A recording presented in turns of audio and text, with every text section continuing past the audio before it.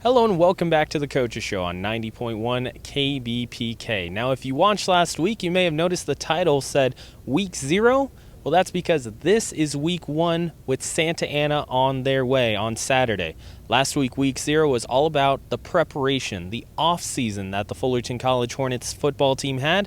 So this week, it's all about what they have to look forward to in the Key to the County game. That's right, it is Key to the County game week here on the Coaches Show. And with this historic rivalry means a lot of bad blood between both sides from the time that we have currently all the way back to the 1910s, because both of these two teams have been playing each other for quite a while. Nearly 100 meetings between both sides. So, my name is Ryan Osborne. Once again, I've got Holden Remy and Javier Giron over to my left and right. You're going to see a lot more of them throughout the entirety of this semester and this season as well. They're going to be co-hosting the Coaches Show here on 90.1 KBPK. So again, Holden Remy, Javier Giron, both my co-hosts for this semester. So, since we're going to take a look at the Key to the County game, I'll start with Javier Giron. Javier, when you take a look at Santa Ana, they're the team facing the Fullerton College Hornets this upcoming weekend. Last year, they had a really nice season. Yeah, last season I believe they finished 7-4. They won their conference and they also went to the American Bowl, which is something that the Santa Ana team did not have for a couple of years. You mentioned that brand new coaching staff relative to the last few years, and all of a sudden Santa Ana goes from a team that bounces down to the American Conference, hoping to get themselves back on track to the historic pace that they had been at throughout their entirety of their program's history. They go back to the American Conference trying to regroup, and they basically did exactly that in in the first year that they had under Coach White. Yep. They won the American Conference. I wonder if I can say the name. Anthony White. What he did is he used that power that he had with One-Up Park, taking him to the championship in 2014, 2015, and 2016, back-to-back championships, but losing other than 2016 and where they beat La Habra by a big margin to win it. So what Coach White did is focus that energy on trying to bring Santa Ana that exact same title, and that's what he did. You mentioned that. When you take a look at Buena Park, they had a really rough patch going into their time before the tenure of Coach Anthony White, and he turned them into a powerhouse. Finally, a conference champion that wasn't La Habra. And you mentioned it, trying to bring that same type of culture to Santa Ana, and did so pretty successfully in year number 1 last year. I'll switch it over to Holden Remy. Holden, you have a little bit of a different aspect than most when it comes to the Key to the County game. You've participated in a Key to the County game. As a former Hornet, what does this rivalry mean to both teams?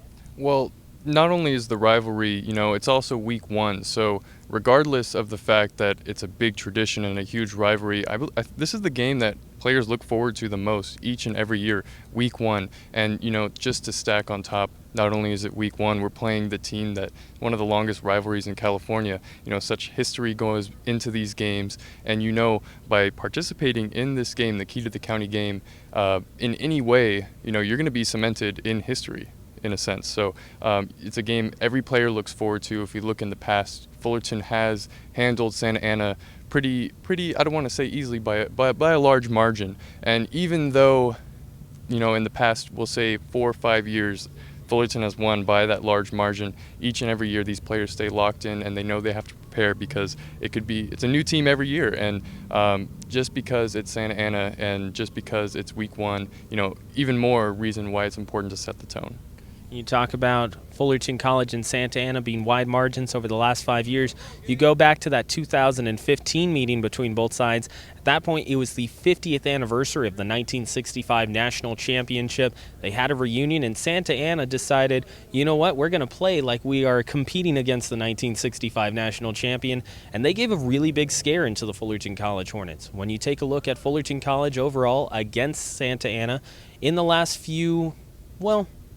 23 overall Key to the County matchups have favored heavily towards the Hornets. 1 win for Santa Ana, the rest have been won by Fullerton College. But as we have seen in this rivalry in the past, it is a rivalry that has its ebbs and flows. I mean, I was talking to you, Javier, and also you, Holden, before we got on the broadcast and on the Coaches Show.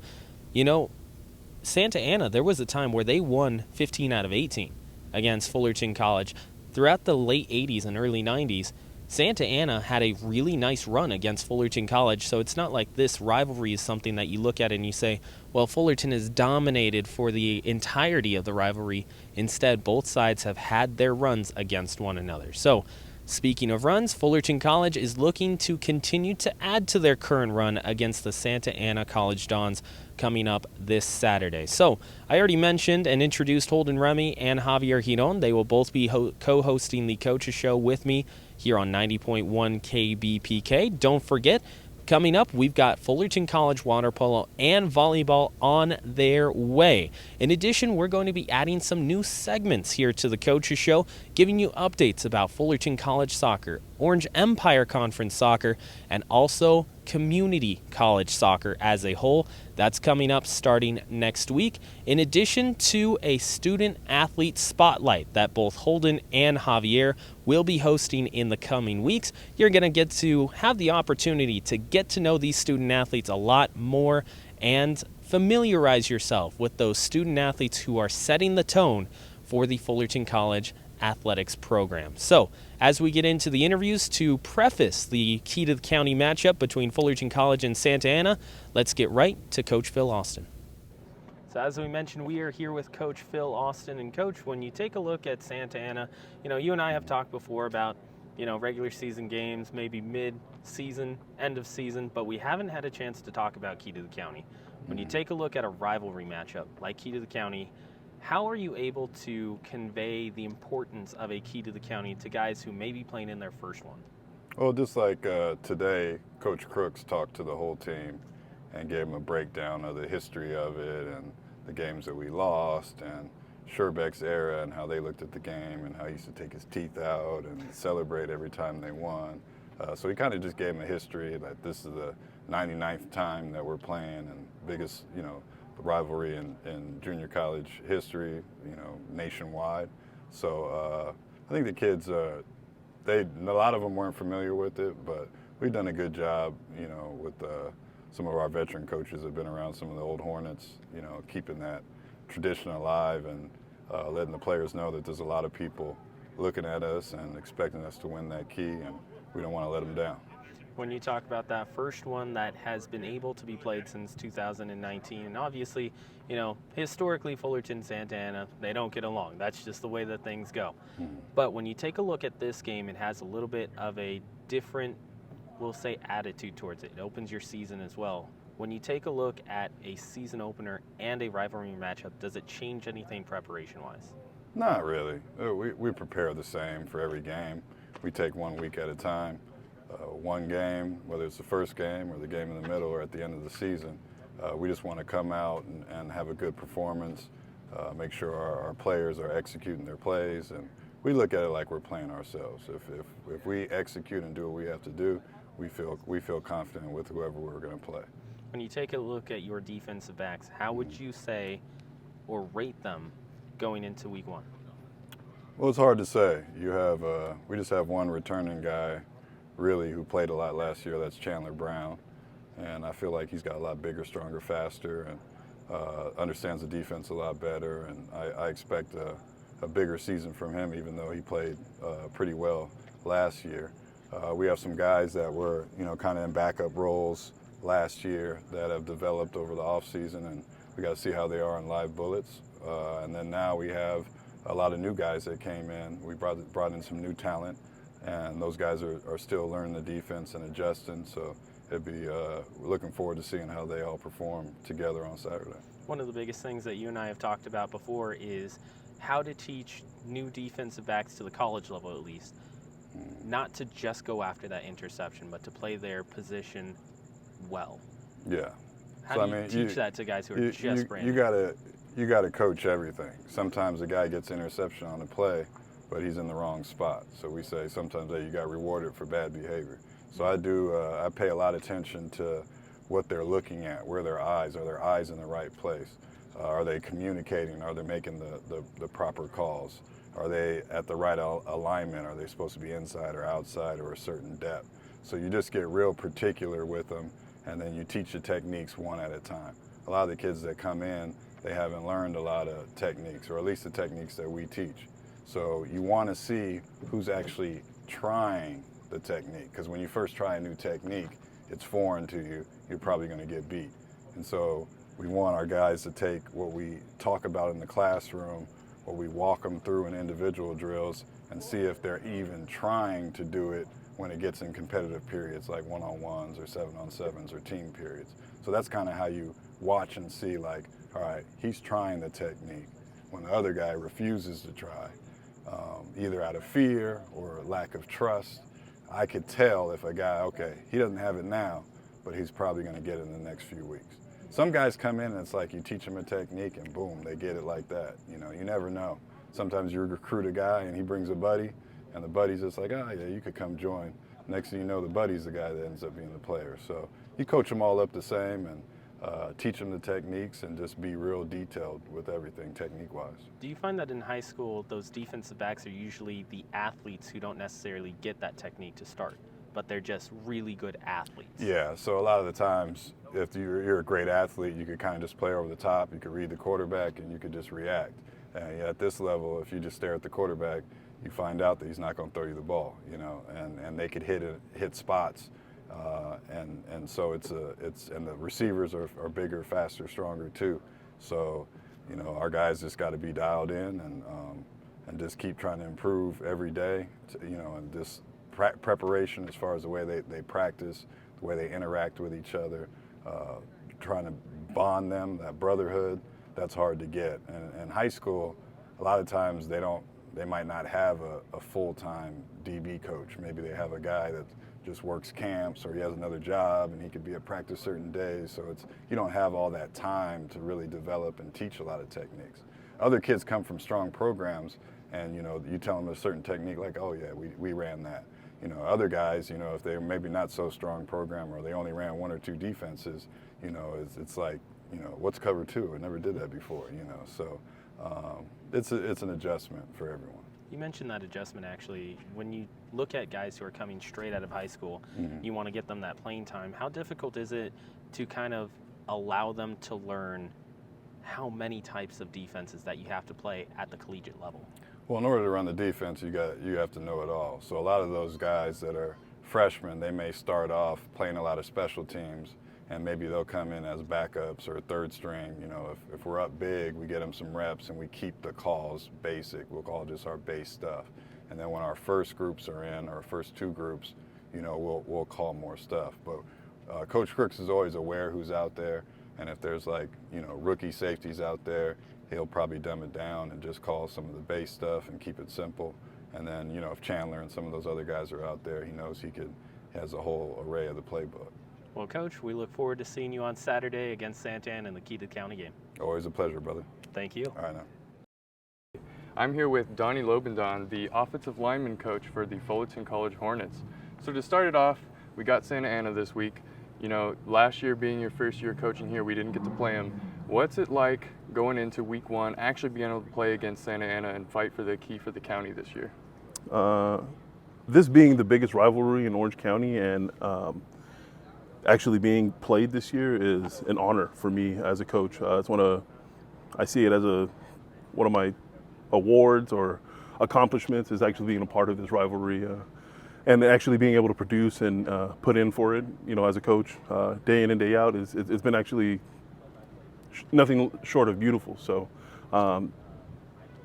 watching how our team has developed, and especially just the offensive line unit coming together as a unit and finding their mistakes and the rhythm and different things, and watching how they develop as a group has been kind of pleasing. So walking into this week and knowing that we have probably the biggest game thus far since last year is big time for me. I'd like to see how we respond to such a crowd and such an event. So for me, it's going to be just an honor to be a part of and one of the longest standing rivalries, correct? So to be a part of that, like I said, is gigantic. And we talk about preparation. You know, obviously we just walked off of the baseball field and not the football field. What has it been like having to practice at later times because we have to share the field with Fullerton High School, or what's it been like practicing on the baseball field? I wouldn't say it's tough. I think jumping through as many hoops as we did last year with dealing with the virus and different things and testing, and that was extremely difficult. This year, having to relocate our practices and shift into a more able time for us to get across the street at Fullerton High, it seemed as an easy transition. It seems like the players are a little more attentive. We're having them away from any class time, away from any other periods. It's actually later in the day, so the sun comes down, and we love actually when the cool breeze hits us, because it's refreshing. So it's actually, for me, it's been a simple transition to practice at nighttime. Yeah, definitely prefer working out and training in 80-degree heat instead of the 100-degree heat the normal part of the days. And being an offensive line coach, to an average fan looking in, offensive lineman, you just go in, you block people, you hit people. Can you tell us what kind of preparation actually goes into being an offensive lineman? Oh man, from the top to the bottom, it is entirely. It starts up front, right? So we're talking about the largest portion of the offense, the offensive line. So essentially, it requires a lot of dedication, a lot of focus, a lot of commitment, a lot like any other position, a lot of sacrifice, and it's a position that, like you said, not a lot of recognition. So you're doing a service. So day in, day out, we're expecting players to be not only prepared, mentally focused, and physically, but just kind of be a serviceable person for the offense. Trying to provide yourself, be an all-around teammate, block better, listen to your assignments, and just do your job overall. What would you say is the most vital thing that you coach your offensive linemen? Attitude. We want to make sure we bring the correct attitude to the team, and we set the tone. We're up front. So without us actually making the impact, the rest of the team seems to rely on that. So when we're actually on the ball, when we're pressing the heels on the defense, the rest of the team shows their love for that by the cheers and different things. So definitely. Yeah. And being a former player yourself, what would you say is more fun when it comes to being an offensive lineman? Do you prefer kind of that pass blocking technique finesse type, or do you prefer the run blocking, getting down and dirty and really just creating those big holes? As a former player, I enjoyed pass protection because I was able to show off my athletic ability and the fact that I can move. As well as that, I was able to capture my size as well and display it in my run blocking. But I'm going to go ahead and say that down blocking and run blocking was my favorite thing to do. Just being able to move another person to another location was my favorite. And looking at Santa Ana, what are some things you're trying to accomplish in this first week one matchup? Do our job. First thing I want to do is just make sure we do our job there and worry about our what's at hand right now, which is Santa Ana. I don't want to be distracted by anything else, and just kind of want to just make sure we're focused on just the task at hand right now. And what are some goals for the offensive line unit as the coach? Some goals that we have. We haven't really solidified the final goals of what we want to complete this week, but we definitely want to run the ball exceptionally well. We want to create as well of a pocket as we can for our quarterback, and we want to make sure we're on the ball as fast as possible. Just being able to get to the line of scrimmage and get set. Now, one final question. Can you give us either like a phrase or sentence to describe your offensive line group that you have this year?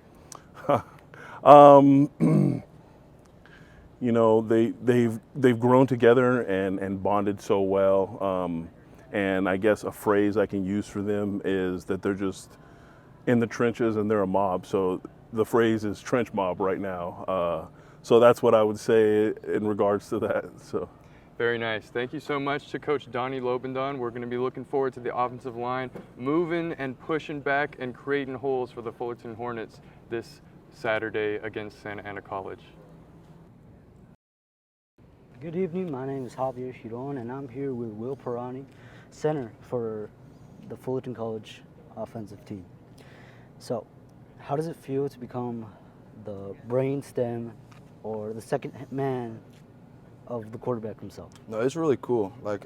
It really shows that I can be a voice myself, and I can kind of be that second hand helper out there and make sure everything gets done, because if we didn't have communication, then there's not going to be any play, and we're not going to be any score, any touchdowns. So that's a major key.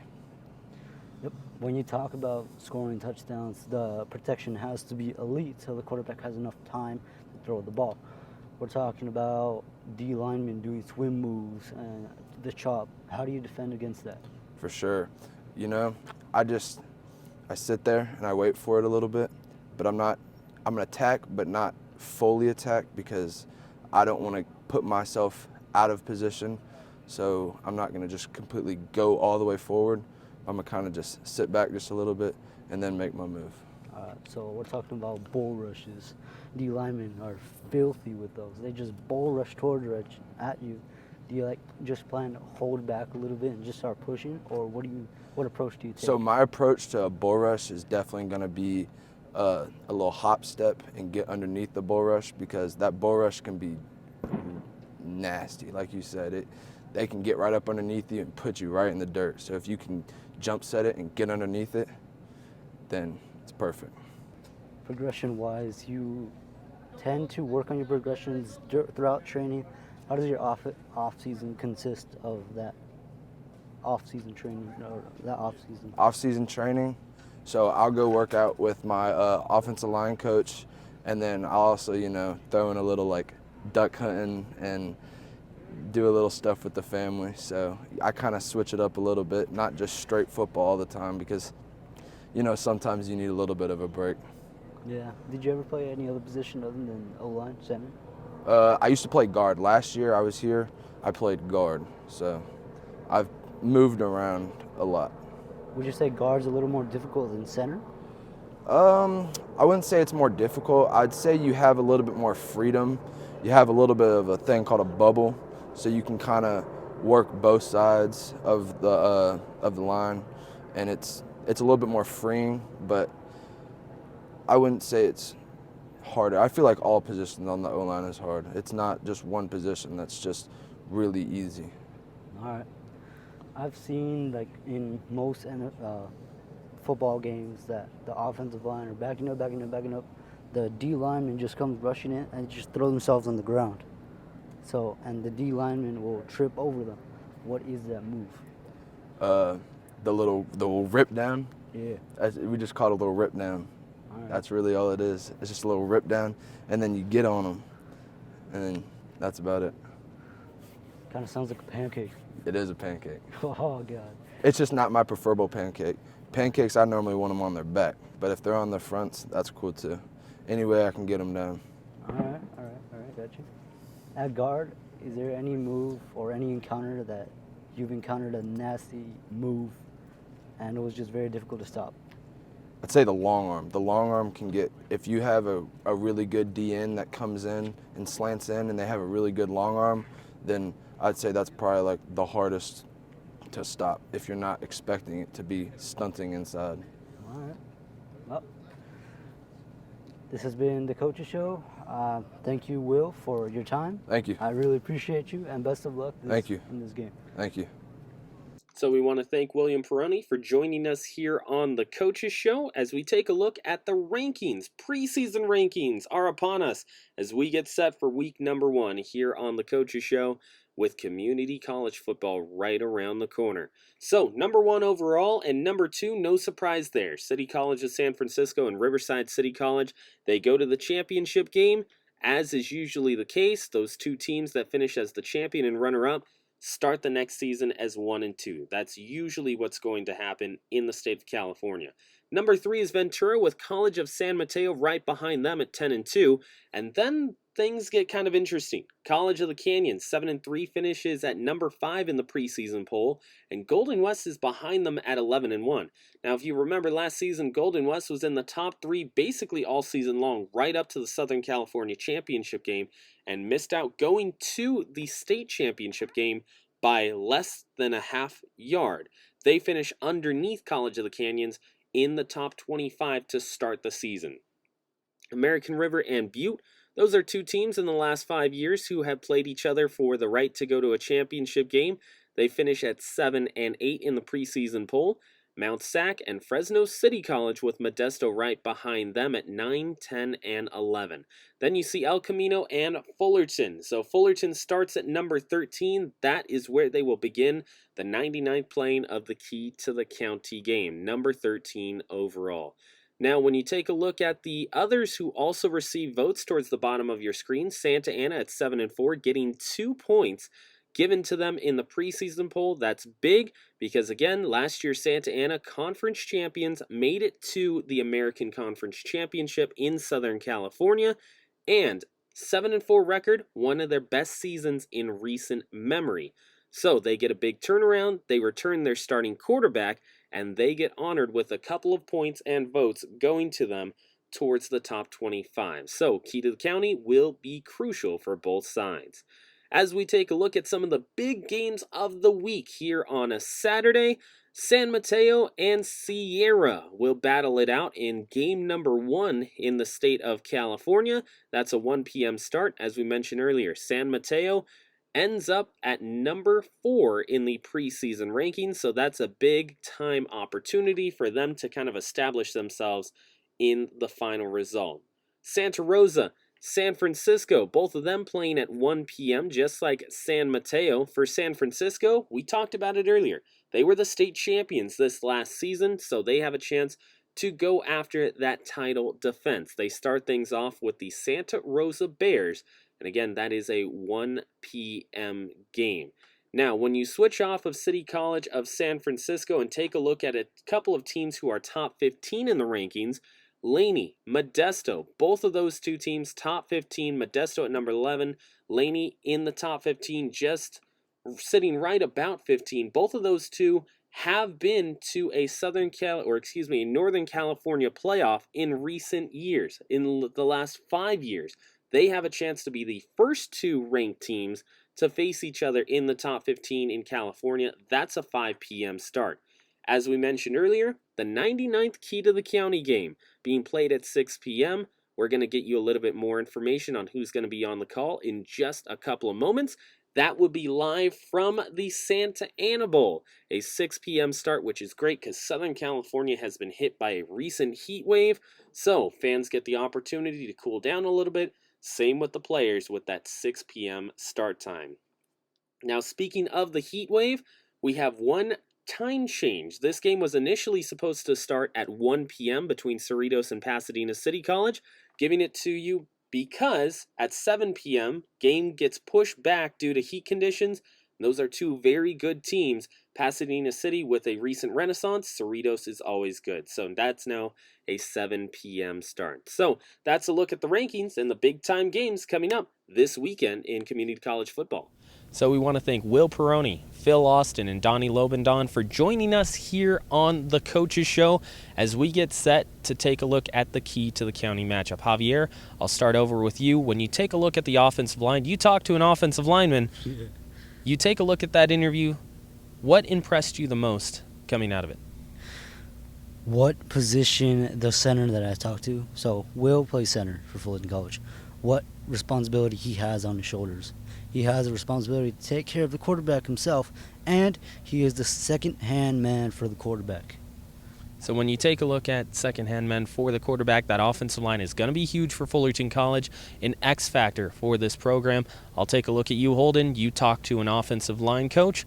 When you take a look at Donnie Lobendon, what's he have to say regarding the Key to the County? Well, talking to Coach Lobendon, first of all, he's a towering figure, he's got an impressive build to him. Clearly, you can tell he's an offensive line coach, but the thing that impressed me the most is definitely his passion for the game and his passion for his players. Being a fairly new coach, being only his second year here, he had so much good things to say, and you can really tell he's locked in and ready to win this game against Santa Ana. So, Santa Ana College, Fullerton College, the Key to the County matchup. That will be this Saturday at 6 p.m. Don't forget, you can watch all Fullerton College home games on sportsnetusa.net. So, 6 p.m. on sportsnetusa.net, Corey Nalen and Mark Pavlovich, the voices of Fullerton College football, will be on the call there. Quick reminder, stay tuned with our YouTube page and our Instagram page as we keep you updated not only on Fullerton College football, but also on events that are coming up on Fullerton College campus. So, for Holden Remy And for Javier Giron, I am Ryan Osborne, thanking you for joining us here on The Coaches Show on 90.1 KBPK.